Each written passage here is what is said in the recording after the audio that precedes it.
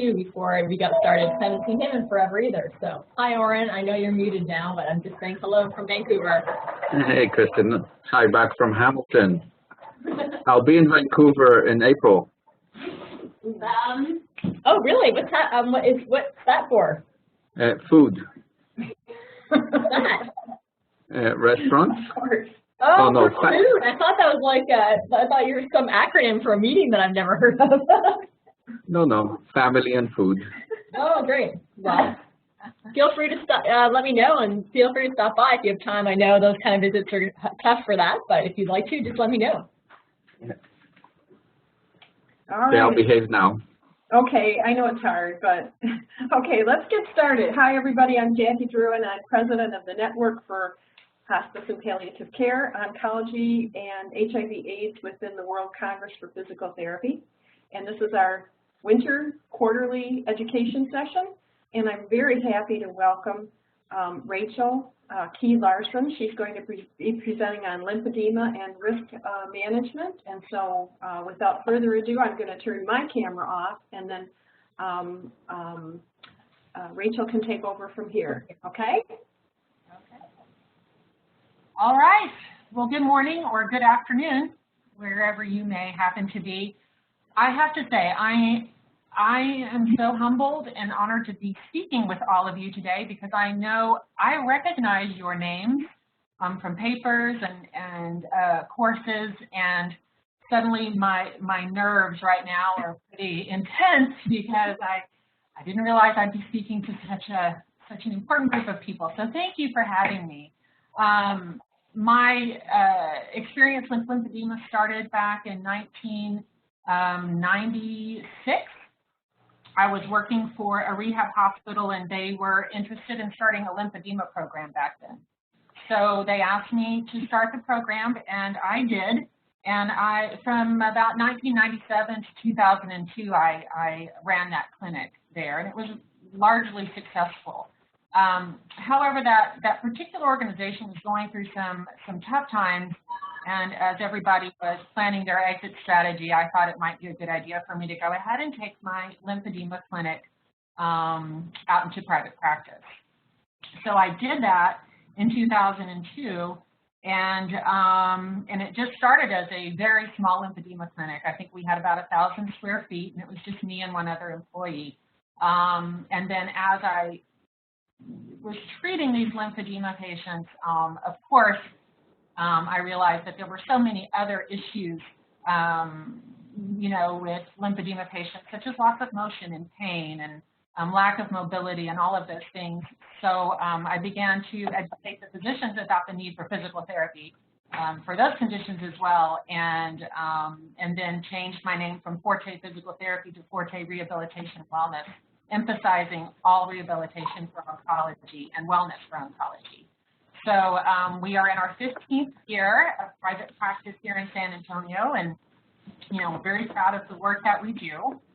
We also participate in community involvement. We're very involved with a community called ThriveWell Cancer Foundation that provides cancer research, financial assistance and transportation assistance to cancer patients needing help, and free exercise and wellness program for our cancer survivors. So we hold anywhere from Tai Chi to yoga to Zumba classes here at our clinic, and they're all free of charge for any cancer patient. So we're really proud of the work that we do here, and if anybody else is curious about talking about that, I'd be happy to, on the side. But anyway, here today we're going to talk about lymphedema. I'm assuming that I have all different levels of experience with lymphedema, from very little to certified, and very much involved in the lymphedema community. So off we go.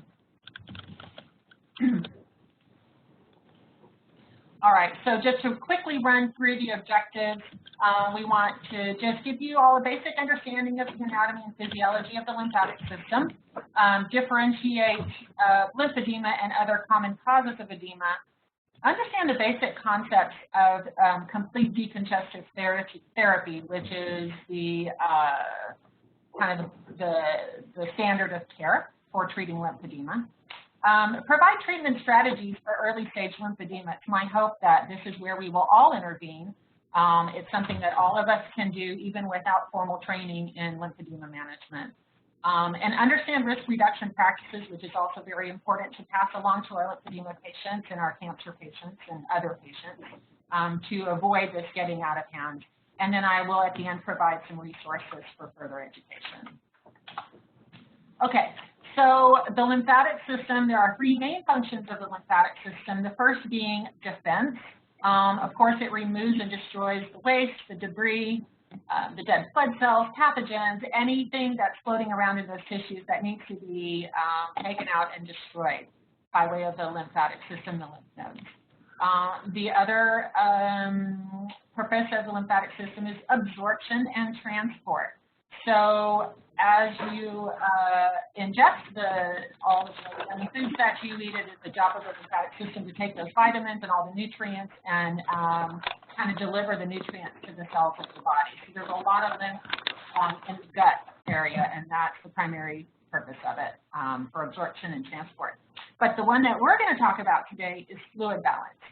So the lymphatic system is responsible for moving that excess fluid and waste product out of the interstitial spaces, kind of taking it through that lymphatic system, and then eventually either recirculating through the circulatory system or excreting out as waste. So we'll talk a little bit about the microcirculation. The first, the lymph system is a one-way system, basically. The smallest, the entry point to the lymphatic system is in the lymph capillaries. And the lymph capillaries are primarily superficial, just under the surface of the skin, and deeper around the internal organs. But these initial lymph capillaries are unique in that they just have a single layer of endothelial cells. So they have very thin walls. And these are connected to filaments. And when there's a change in the pressure in the interstitial spaces that surround the lymph capillaries, the filaments kind of help open up those junctions between the endothelial cells, and then the fluid can passively enter into those initial lymphatics. The fluid moves through those lymphatics and eventually will come to deeper lymph vessels. And these deeper lymph vessels, whereas the lymph capillaries have no muscular walls, and it depends on kind of external factors to move fluid through it, the deeper lymph vessels actually do have muscular walls. And it's an interesting little way of doing it. Just think of each of these vessels have what we call lymphangiones. These lymphangiones are just segments of a lymph vessel that are divided by valves. So as the fluid fills up and the pressure increases in one area, it causes muscle contraction that opens up the valve into the next lymphangion. The fluid moves in there, and it just kind of keeps going like little heart chambers as it moves the fluid through the vessels.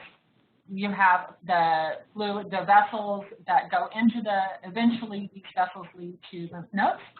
And then when that fluid is processed through the lymph nodes, they exit the lymph nodes and move on to even deeper lymph vessels and trunks as it moves through, finally to either the thoracic duct or the right lymphatic duct.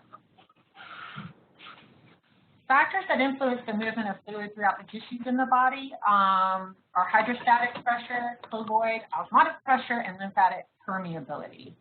We'll talk about that real quick. Everybody is familiar with Starling's relationship, but if you haven't been in a lymphedema in a while, it's good to review. Very simply, basically, so we're talking about the blood vessels now. So as blood is moving through your arteries and entering into those capillary beds, the capillaries fill up and the pressure increases, the hydrostatic pressure increases. As that increases, those capillary walls are permeable to water in small solutes, and that water in small solutes kind of exits those arterioles and goes into the tissue spaces.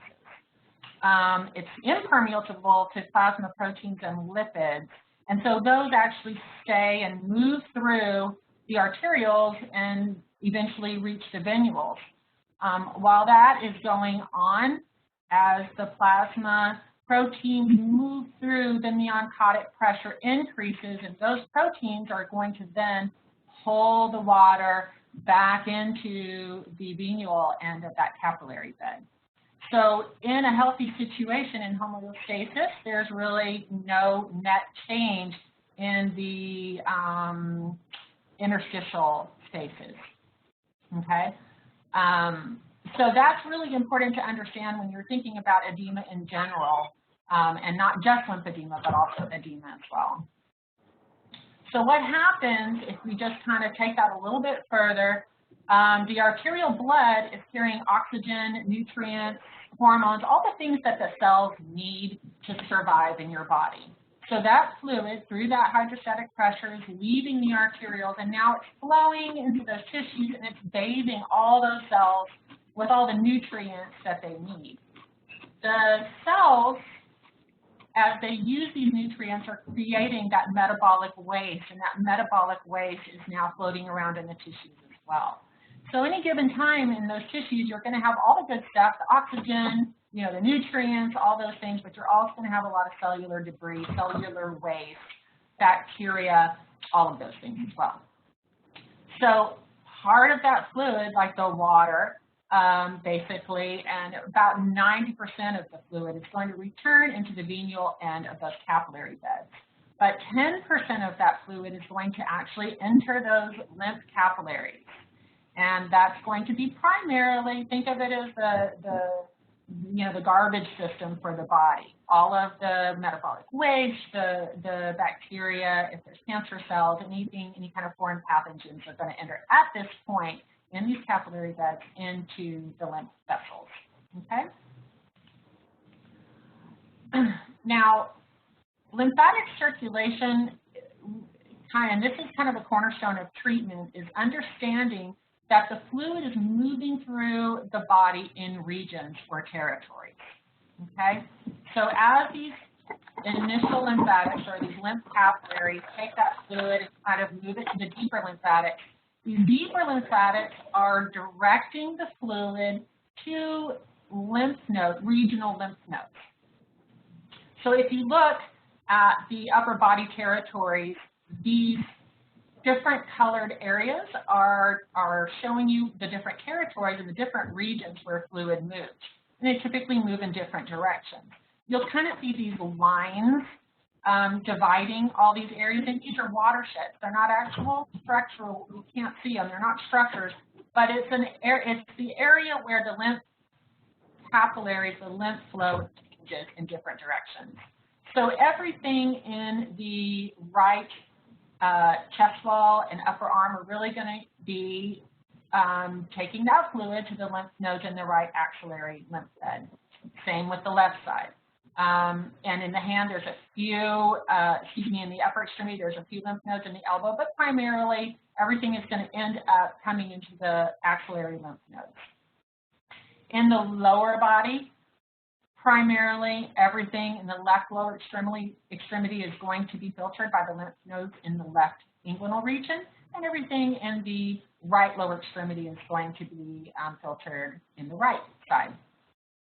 From these lower extremities, the trunks come up to this area right here called the cisterna chyli, where it's further processed and then up through the body.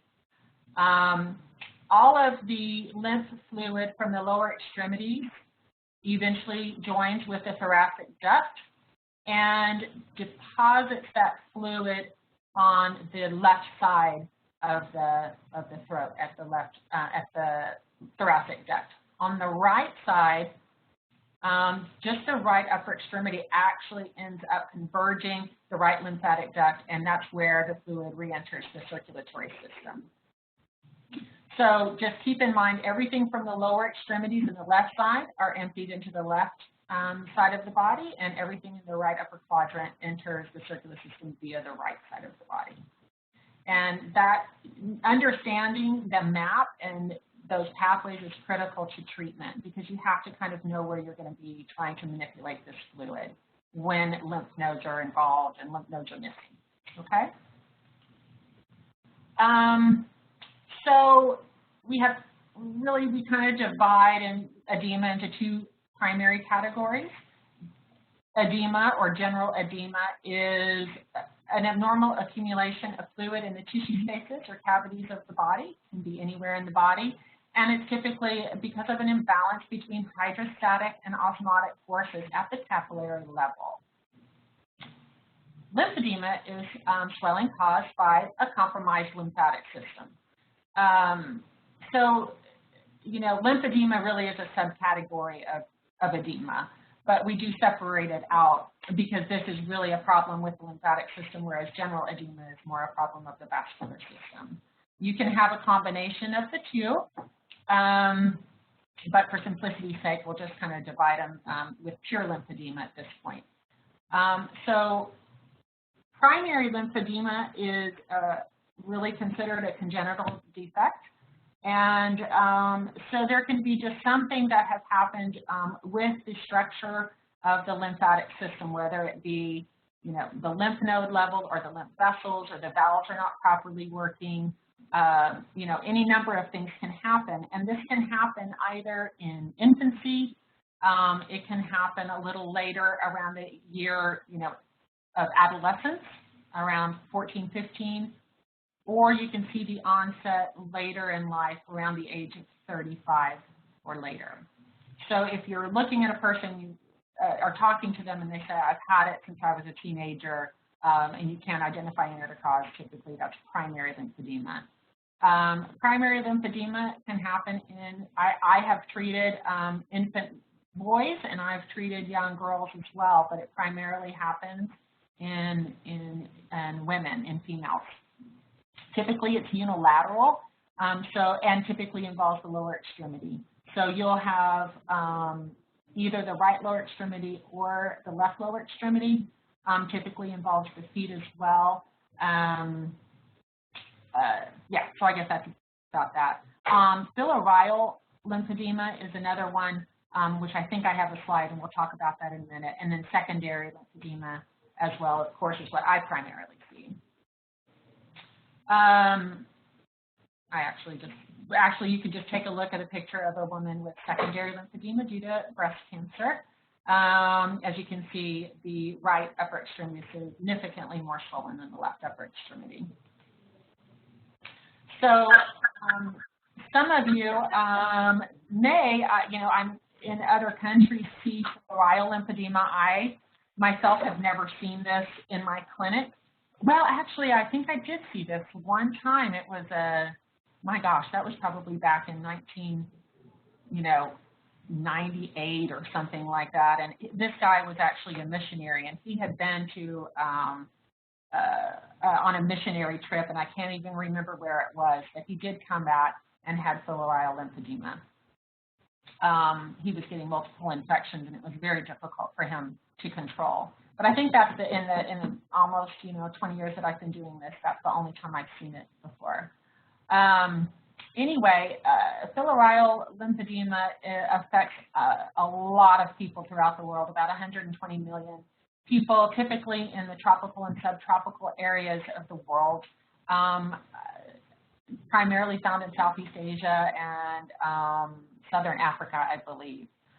What happens is it's caused by a worm that's transmitted by mosquitoes, and you have to get bit quite a bit because you have to have a situation in which the worms mate, and then a bunch of eggs are laid, and these eggs grow in the lymphatic vessels and block the lymphatic vessels.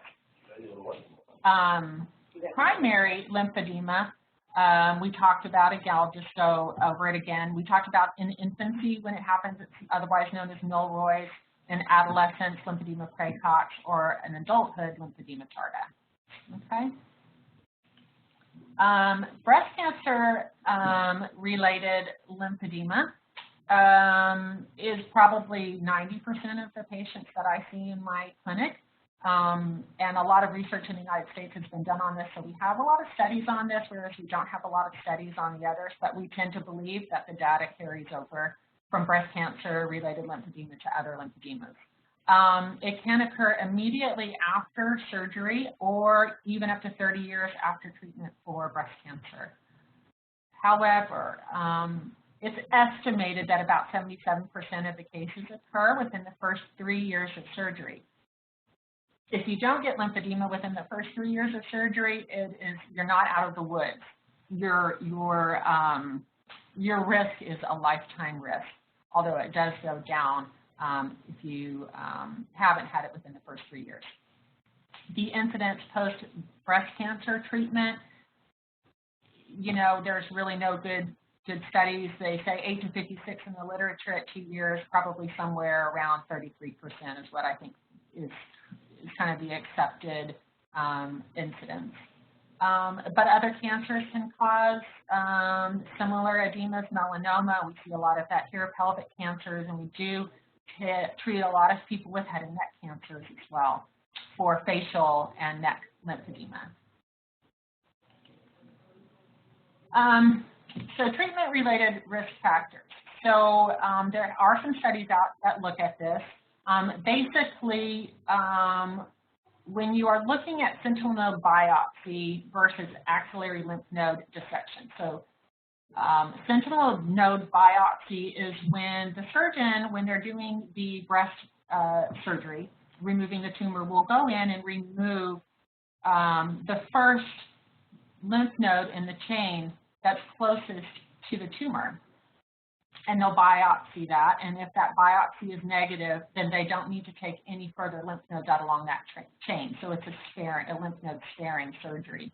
However, if they're positive, then the surgeons will have to go in and take out the infected chain of lymph nodes. So, you know, we see now anywhere from removing 1 to 2, 3 lymph sentinel nodes to having to take out a full dissection.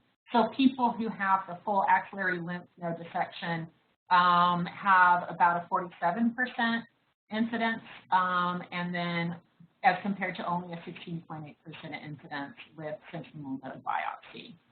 Local radiation does tend to increase the risk of getting lymphedema in the breast cancer patients in this particular study by Beck et al. And interestingly enough, obesity is also a risk factor for lymphedema, and it looks as if you have a BMI of over 30, you're 3.6 times more likely to develop lymphedema. So for sure here, we really do emphasize exercise not only to reduce the risk, the recurrence of cancer for our cancer patients, but also to reduce the risk of lymphedema. You may have heard about new options in surgery for lymphedema. So we do see this here. We have several physicians that are doing these here in San Antonio. They're all reconstructive surgeons, and so what they're doing, since this is still experimental and insurance doesn't pay for it, when they go in and do, say, deep flap reconstruction, they will also go ahead and do either a lymph node transfer, where they'll take a superficial lymph node, usually from the inguinal region, and transplant it to the axilla. They can also take a lymph vessel that is, non-functioning or blocked, and they can anastomose that to a nearby blood vessel. These still are not, a cure. Patients still need to have the lymphedema treatment. It's very critical with the compression and the manual lymphatic drainage and everything for quite some time, immediately after the surgery, and continue with a lymphedema therapist for some time afterwards. So they haven't perfected it yet, but it's really exciting what they're doing. We're excited about it. So let's talk about where you intervene. The first thing that you want to do when a patient comes to you with an order for lymphedema is take a detailed history. So you want to know what type of surgeries the patient has had, what kind of procedures. So if they're a breast cancer patient or a melanoma patient or a uterine cancer patient, what kind of surgery did they do? Did they remove the tumor itself and regional lymph nodes? If so, how many regional lymph nodes did they remove? Did they have radiation? Pelvic surgeries, did they have any kind of abdominal surgeries or back surgeries in the past? Because if there is a lot of scar tissue adhesions, that's going to affect your choices for treatment. What other medical conditions do they have?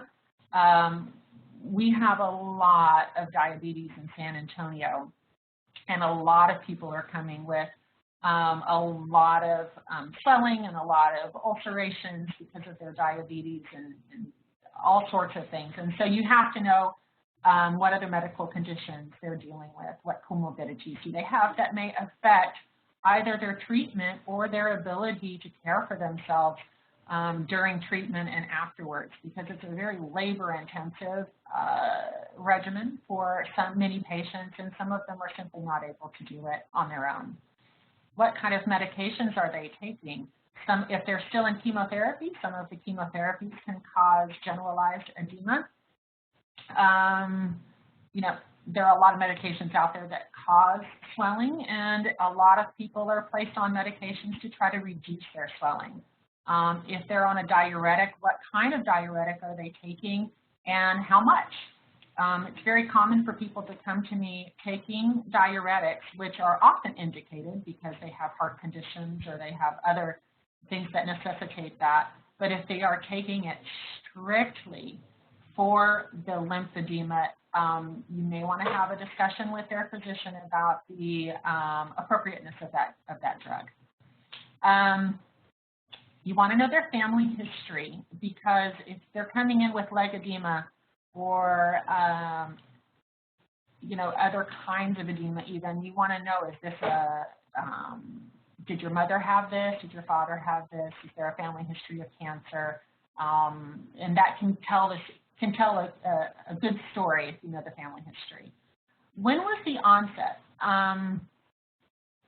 I have had people come to me after having had lymphedema for years and have not had treatment.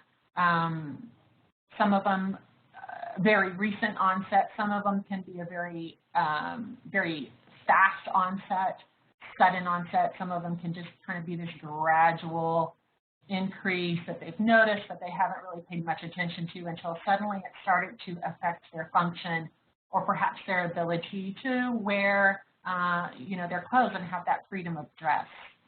So that's important. Also, talk to them about how the lymphedema is affecting them. How is it affecting their quality of life? How does it affect their psyche? What is the emotional disruption to their lives?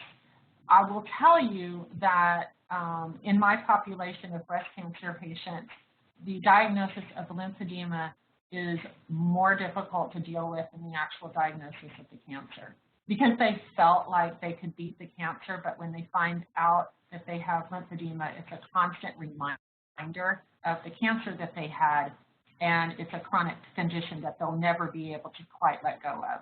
So it can be extremely devastating to a patient, and we have to be sensitive to that. What kind of social situation is this person in? What is their support system? If these people are debilitated, do they have somebody to help them with their home care? Do they have somebody to support them if they're having difficulty from an emotional perspective? So all of these things are really important because there's so much involved with treating lymphedema. You really have to consider the entire person and their entire support system. Then you want to take a look at the limb or the affected body part. And I'll just go through a couple of these pictures for you. In the upper left corner, you'll see a gentleman who has a mix of edema. I believe he started out with venous insufficiency. This guy was a very fit.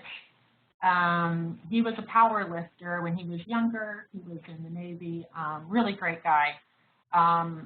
Developed venous insufficiency somehow at a very young age that physicians believe that he may have blown out his arteries with powerlifting, but I just, that was just the story that he gave me. I really don't know. He came to me much later.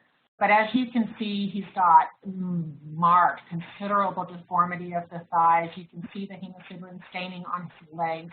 You can see he's got that kind of dark, rough skin all around with lots of kind of warty prominences throughout the leg. The legs are red and inflamed.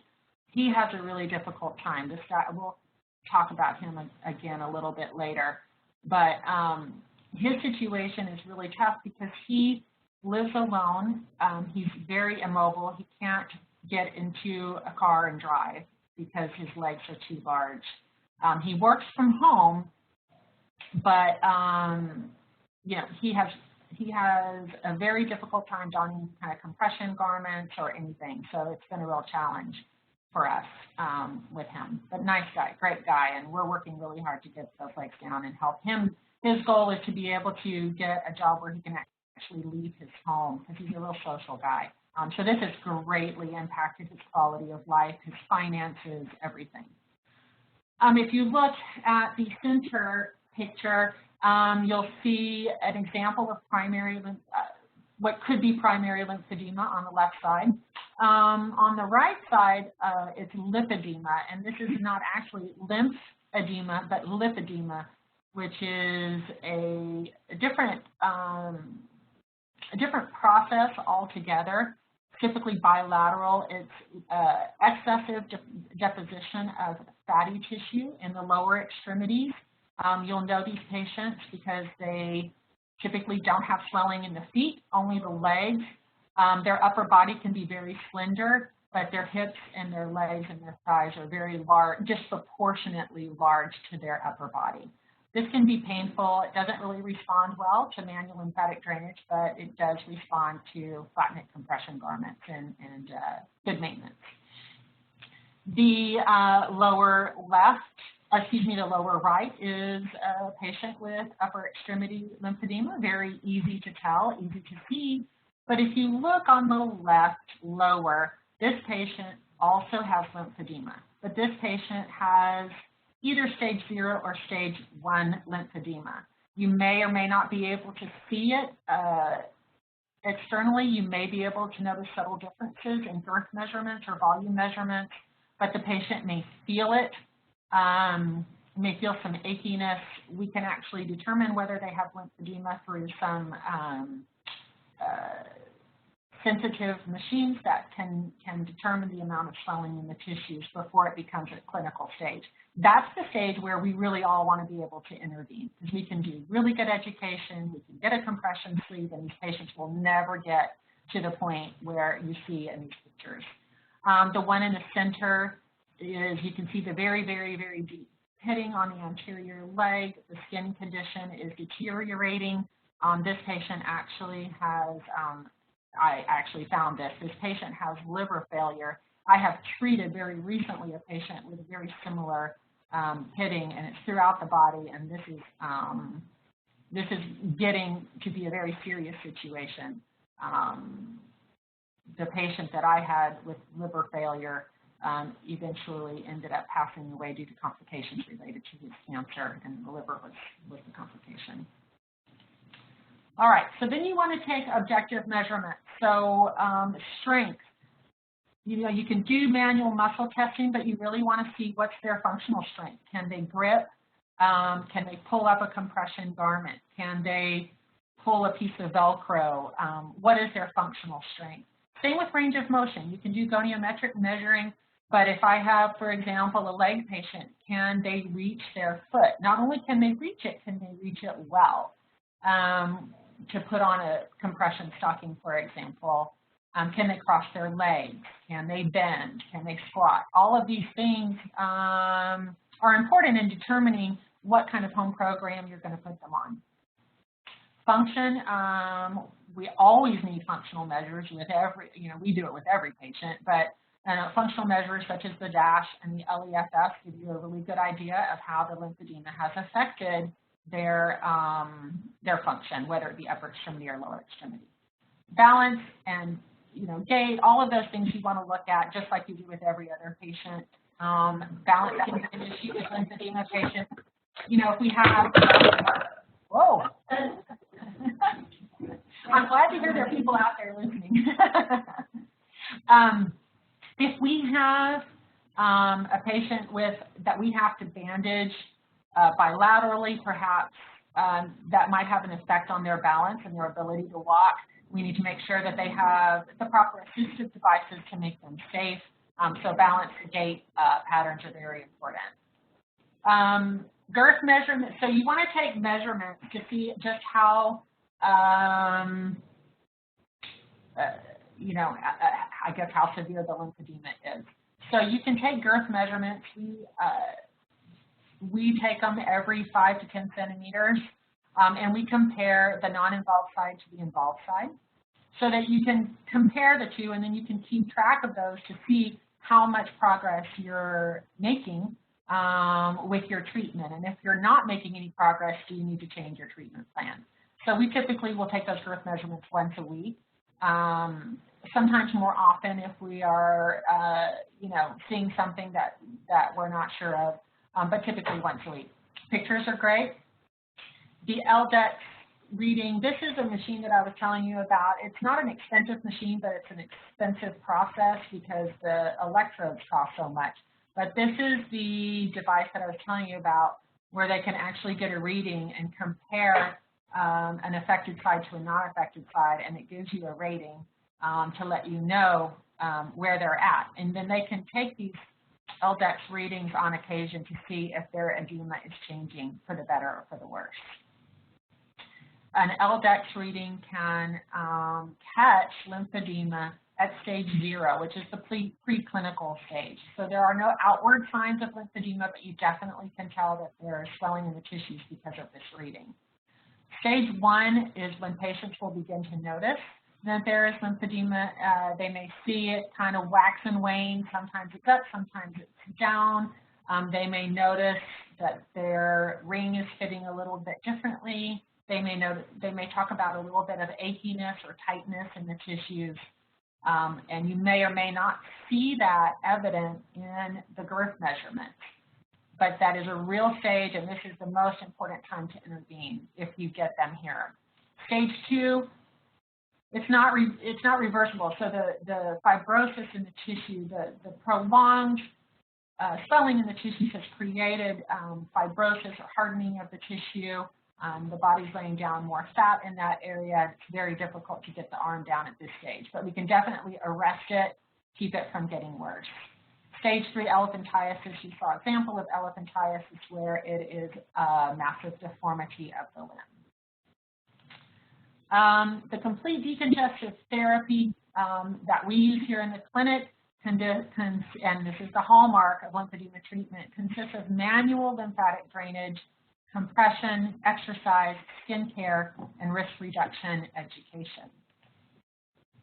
So the manual lymphatic drainage. Now this is the procedure that is manipulating the fluid with your hands out of a congested area or an involved limb into other regions of the body where lymph nodes can manage that fluid. So if you have swelling in the right arm, you're going to want to bypass those right axillary lymph nodes and perhaps utilize the lymph nodes in the right inguinal area and the left axillary area. So, I'm not going to go into too much detail about this. I just want you to understand what it is. Really, if you're going to do this effectively, you need to take a course on how to do this. But in general, you want to kind of stimulate the unaffected proximal regions first, and then you kind of work backwards towards the desired direction of flow. So you want to kind of avoid and reroute those blockages. Assuming you have a right upper extremity patient with a right axillary node dissection, you want to stimulate those lymphatic areas that are adjacent to it and then just kind of move backwards and away from those axillary lymph nodes on the right side. It takes some knowledge of the mapping of the lymphatic system, and it takes some skill to develop the type of strokes that are utilized in this massage. They're typically very light. They're kind of in a stretch and release kind of pattern. And really the only way to learn this effectively is by taking a course. But there are other things that you can do as well. Typically, there's muscle tension, there's trigger points, there's myofascial restrictions. A lot of times in the secondary lymphedema, there's scar tissue that can be released. All of these things can impact the movement of lymphatic fluid through the body. If the limb has become heavy and the patient has become immobile, there are lots of soft tissue changes going on that you can affect. And it's very possible, especially if you can catch them in the early stages, just by affecting these areas, you can actually help improve the lymphatic system function and help patients avoid a worsening of the condition. Another very important part of treatment is the use of compression bandages. And you'll want to use these in the later stages. Compression bandages, if you get a patient to a certain where they have a sizable difference, then you really want to try to get that limb volume down before we put them into a compression sleeve, and compression bandages are a way to do that. They're twice as effective in reducing the swelling as compression garments alone. So compression garments are typically used to keep swelling at bay and to hold on to the progress that you've made, but really if you're going to reduce swelling, you need to use these compression bandages. They are cumbersome for the patient. They can be uncomfortable. They obviously limit the mobility. It's like wearing a cast. They're heavy. They're conspicuous. People don't want to wear them if they're, going to work or if they're going out and they don't want people to know what's going on. It can be a difficult thing for them to endure. Typically, when we bring a patient in, we're seeing them, daily. 2 weeks in these compression bandages on the short end, and it could be a very long time, several weeks for our more protracted cases. So we really want to do what we can to catch people early so we don't have to put them through this process over a 2 to 4 week period. If it has to be done, it has to be done, and it's very effective, but we want to catch it early so we don't have to do this. Again, this is not something that's very easy to learn unless you've had a certification course and actually had the opportunity to practice before you start doing this on patients. And I'm just there's a lot more I could say about this, but I want to move on because I want to give you all time for questions. Therapeutic exercise, again, when you have lymphedema, it affects your range of motion, your strength. It can compress on nerves, causing some neural tension. So all of these things are important to include in your treatment plan. A lot of times, if we see people who have some pretty significant deficits in range of motion and function, we'll do the lymphedema treatment, which takes an hour. So it takes about 45 minutes to do the manual lymphatic drainage and about 15 minutes or so to bandage them. But we might also see them an additional half hour, if not every day, at least a couple of days of the week that they're in to work on these other issues. Give them a home program and help try to restore their range of motion at the same time that we're seeing them for lymphedema. In areas where you can't get the bandages or they don't tolerate, KINESIO tape is an option for some people. This works well on the breast, truncal edemas, anywhere that you can't easily get compression, or maybe there's another reason why they can't wear compression. KINESIO tape is a good alternative. It's not great, but it is helpful in the absence of any other things that you can do. In this example, they're using the fan pattern, so they're crisscrossing the fan and bringing it up over the shoulder where they're trying to direct that lymphatic fluid. So every time the patient moves, there's getting a wrinkling of the skin, and that's promoting movement of fluid into the initial lymphatics, into the lymph capillaries. Compression garments. Compression garments, there's a wide variety.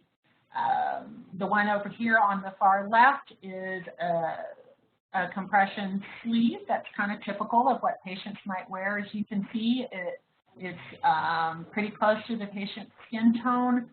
It's fitted for the patient. You can either get these custom made or over the counter. The one in the center is typically used for night use, a padded garment for night use with Velcro straps where you can adjust the compression. The Jokes Relax is a really soft garment. I actually kind of like this garment, also intended for night use. And then in the bottom, people are having a lot more fun with their sleeves these days, and most of the companies have now come out with some fun and funky patterns for people to have a lot of fun with their lymphedema. And I have patients who order these like crazy. There are people who just love it, and they'll just, it's part of their wardrobe. They have something to go with every outfit, and it's great. I think it's fantastic. But the vast majority of patients are going to want something that's kind of skin tone or black. Those are the two most popular colors. So in the compression garments, when you're talking to patients about compression garments, this is kind of you issue these after you've gone through that intensive phase of the lymphedema treatment. So they've been into bandages, you're fitting them for a compression garment, and you've got to decide what kind of compression garment you're going to put them in. So whether it be a sleeve or a stocking, you can get them virtually in any configuration that you want. You can get bras, you can get sleeves, you can get facial masks, you can get knee highs, you can get thigh highs, you can get compression shorts, you can get toe caps, which are like gloves for each individual toes, gloves, hand guards. I mean, it's endless. You can make a compression garment for any condition. But for basically, you're going to be deciding on whether you're going to use a circular knit or a flat knit or an elastic garment. A circular knit is typically ready-made. It comes in a tube. These tend to conform very much to the patient's contours. So if they have a lot of contours and crevices and bulging areas, a circular knit is probably not a good choice because it's going to end up getting, you know, high points of pressure. It's going to kind of settle in those crevices and create high pressure, and it's going to be really uncomfortable. So we use circular knit for kind of our really, you know, mild edemas where there's no real deformity of the limb. Flat knit is a better choice for our patients who are in, you know, the stage 2 lymphedema where they've got the fibrosis and the fat deposition, or definitely if they have any deformities, you'll want to go with a flat knit. It's a stouter, it's more stout. It's a firmer fabric, and it's not going to bind the patient. It's going to be more comfortable. It will be thicker, it will be hotter, it'll be harder to get on, but once they get it on, I think for a lot of people, it's a more comfortable garment. Then the inelastic is the Velcro ones that I was telling you about. I put a lot of people in these Velcro garments. They don't have any elastic in them, but when you pull on the Velcro, it's kind of a rigid fabric, and it holds everything in really well. It has a higher profile. It's not as thin, but it's a great option for people who don't have the strength to pull on a garment. These are much easier to don, and it's been a lifesaver for a lot of patients. Now, they also come in different compressions. So from compression class 1 in the United States anyway, it's 20 to 30 millimeters mercury. I know internationally the pressures vary a bit, but in general, we're looking at 20 to 30 millimeters mercury. This is the lowest compression that you'll want to have on a clinical lymphedema patient. It's for mild upper extremity lymphedema, and typically not for lower extremity lymphedema unless you have a real elderly person that cannot tolerate the higher compressions or can't put them on. That would be a choice. Compression class 2 is a little heavier, mild. So typically you'll want to put a person who has lower extremity lymphedema that's relatively mild into a 30 to 40 compression garment. Venous insufficiency responds really well to this, and moderate to severe upper extremity lymphedema can go into a 30-40. I have patients in a compression class 3, 40 to 50. These are my young guys, you know, athletic, strong, can put these on also if they have more severe lymphedema, okay? There are also lymphedema pumps available. The pumps are really, the ones that they use now are designed to provide proximal drainage, kind of mimicking what we do in the clinic before moving the fluid around the blockages. Rather than the linear pumps that just pump the extremity. For lymphedema, if there happens to be a blockage somewhere, your fluid is not going to make it past that blockage, and it's really not indicated for lymphedema where there's a blockage for secondary lymphedema. But the ones that are designed for lymphedema will typically have the pump the areas of proximal drainage first, and those are the kind that you want to recommend for your patients if they're eligible for it. So got to talk about this really kind of landmark study that came out by Nicole STOUT.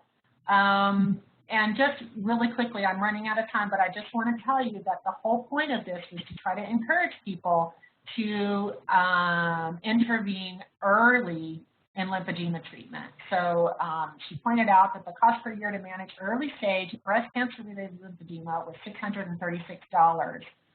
In the traditional model where we get the lymphedema later in the game, it can cost over $3,000 to manage these patients.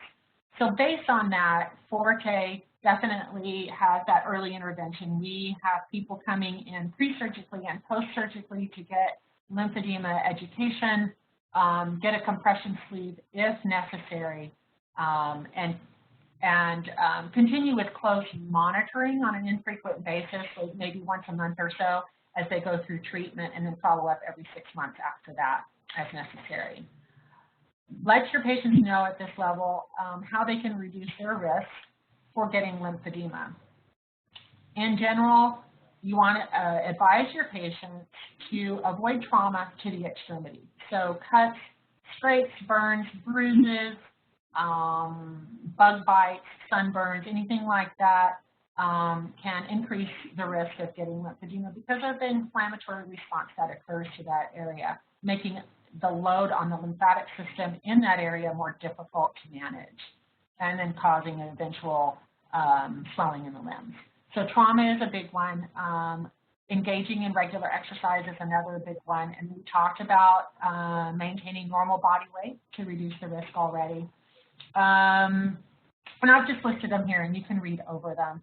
But getting your patients as soon as possible and getting them to understand their risk and how they can avoid it is critical in managing lymphedema. And anybody can do this. You don't have to be a trained lymphedema therapist to provide this information.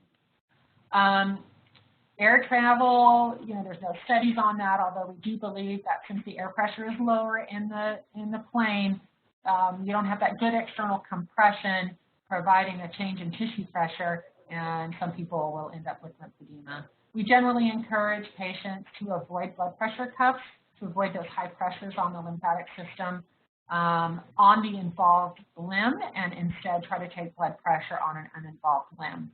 You know, razors, you know, there's just a risk of trauma to the tissue. Heat and cold, especially heat. We live here in San Antonio where it's really hot. Trying to stay cool is difficult because heat is going to, you know, cause an increase, you know, in heart pumping and trying to keep the body cool, and that increases the movement of fluid into the tissues. So you want to try to keep your patients cool and give them strategies for doing that. This PAL study that came out clearly demonstrated that exercise is good for lymphedema, and we really want to encourage resistance training to keep the limbs strong and keep your function and reduce your risk of potential injury from muscle strain or tendinopathies.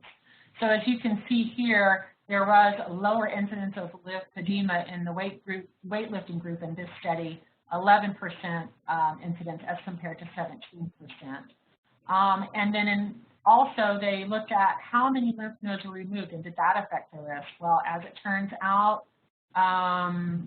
the more lymph nodes you have removed, the more important it is for you to be on a weightlifting program, where 7% of the weightlifting group developed lymphedema and 22% of the control group that did not lift weights developed lymphedema. So this is a myth that has been debunked. There is no upper limit on the amount of weight that a patient with lymphedema can lift as long as it does not feel very heavy, is typically what I tell my patients. So just keep it moderate enough to benefit from the activity, but not enough to injure the tissues. These are some additional resources for everybody. Take a look at them if you want to get certified. Norton School, the schools that I've listed here have reputable training programs. The APTA is working on a certificate of achievement in oncology physical therapy, and the first certification is lymphedema, or getting an edema specialist certification. So, whew, that was a lot of information. I'm sorry it took a little bit longer. I do have time to take some questions or comments, or, you know, anything that you guys want to talk about. So thank you.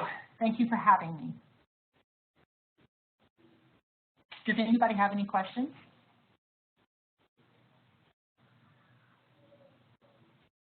There's some questions on the chat line, Rachel. Okay, I'm not seeing a chat line come up on here. Oh, okay. I have the chat open, but I'm not seeing it. Let's see here. Oh, let me put, I host and presenter. Here we go. What questions can you read me the questions? Let's see. Genevieve from Bogyard is asking if they could get the PowerPoint from the presentation. I don't know if you want to make this available. Sure.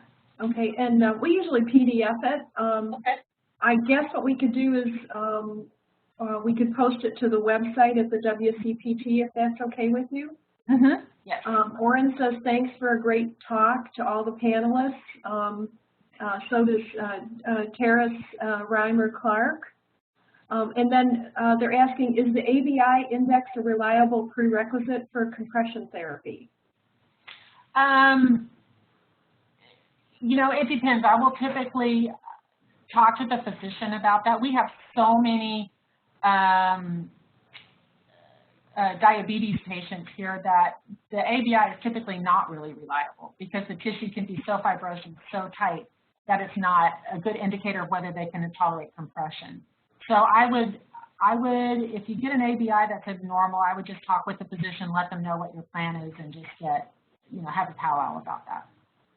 Okay, there's also a quick question from Tegan Sturris. What is your stance on ipsilateral blood draws in terms of risk reduction for people who do not have lymphedema yet?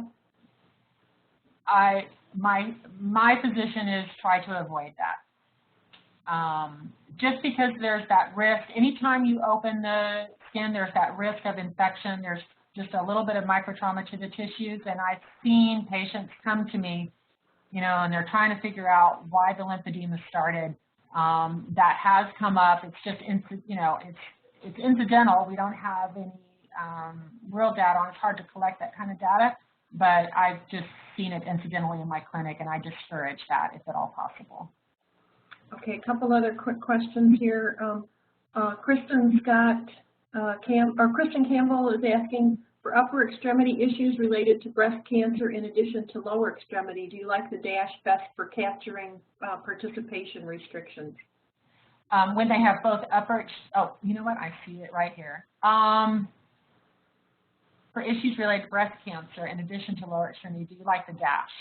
Yes. For all upper extremity, we do the DASH. That's our kind of our standard for upper extremity. Sometimes I'll do both. I mean, if they have mobility issues as well, we'll just stick both of them in there. There's another question about your patient with liver cancer. I don't know if you can see that. Okay. Let me see here. Regarding your patient that had edema from the liver, were you seeing the person originally for lymphedema and it transitioned into a medical relate? Okay. The patient with liver cancer actually came to me for edema. He was in pretty much end-stage renal disease, and they were trying to make him comfortable. I didn't do any manual lymphatic drainage with him. We basically just gave him compression garments, and we did some range of motion. He was very uncomfortable just from a lack of mobility and a lack of range of motion. So we did spend some time just trying to keep his mobility going as much as possible. But you know, MLD in cases like this where the entire body is swollen, there's just nothing that can be done from a manual perspective, because it's just trying to hold back the tide, you know, with your hand. So getting them into a compression garment, making sure that they're comfortable, and keeping their mobility as much as possible was the focus of our treatment on that one. Okay, it looks like we're out of time, sadly. Rachel's email is here if people have further questions. And I'd like to congratulate Rachel on a fabulous, you know, presentation with a lot of great information. Yeah. Nina Chikbo, who's our education director, will be sending you the International Scholar Award for your presentation. And we'd like to thank you very much for agreeing to present. This was great, great stuff. Just really quickly, I want people to know some of our people from the World Congress are going to be presenting at the World Congress meeting in Cape Town, South Africa in July. Darren Brown will be part of a group presenting on physiotherapy and HIV/AIDS. It's going to be a focused symposium with several people from around the globe. And then Ann Newstead will be presenting a seminar on oncology rehabilitation, and it's going to include aspects of modality usage with people with cancer, as well as exercise training. So we'll have more of that information posted to our website. That's our commercial break. So again, if you have questions, you can send your questions to Rachel, and thank you again so much for presenting. We will have this recording up on our website probably within the next day if people are interested in seeing it again. And then if you would like to send me a PDF of your PowerPoint, I can have that up there too. Absolutely. Great presentation, Rachel. Thank you so much. Thank all of you. Have a good day. Okay, good day to you. Take care, everybody. Thank you for attending. Bye-bye. Bye, Rachel.